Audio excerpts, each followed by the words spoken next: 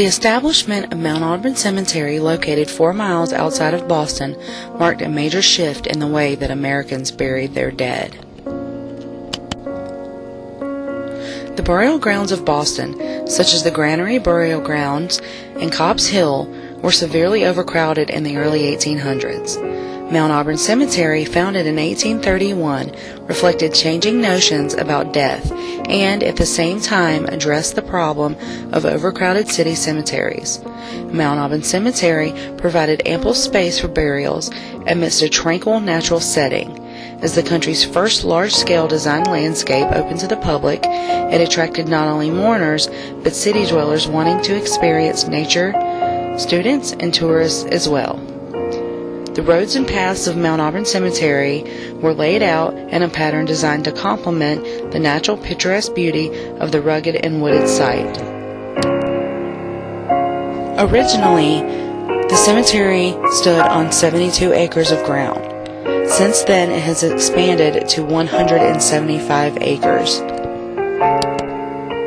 Dr. Jacob Bigelow, a Boston physician and Harvard professor, called a meeting of prominent Bostonians to explore the concept of the rural cemetery. He hoped for a place for the living as well as the dead, where family values and endurance would be celebrated and nature could provide comfort and inspiration. Collaborating with the Massachusetts Horticultural Society, Bigelow's vision was completed in 1831. Mount Auburn proved to be a major success. Within 15 years, 9 major cemeteries across the country were patterned after it. Many people went to Mount Auburn simply to find relief from the increasingly hectic life of the growing city. Mount Auburn Cemetery is home to some outstanding architecture. The gateway is the ceremonial entrance to Mount Auburn. It is in Egyptian Revival style, designed by Dr. Jacob Bigelow. Originally constructed of wood dusted with stone in 1832, it was rebuilt in 1842 of Quincy granite. Dr. Bigelow created the gateway to be imposing, enduring, sacred, and sublime, and chose the Egyptian style to express these intentions. The Asa Gray Garden is an ornamental garden named for the noted botanist and early American advocate of Darwin's theory of evolution. The Sphinx was commissioned by Dr. Jacob Bigelow after the Civil War to commemorate the preservation of the Union and the destruction of African slavery.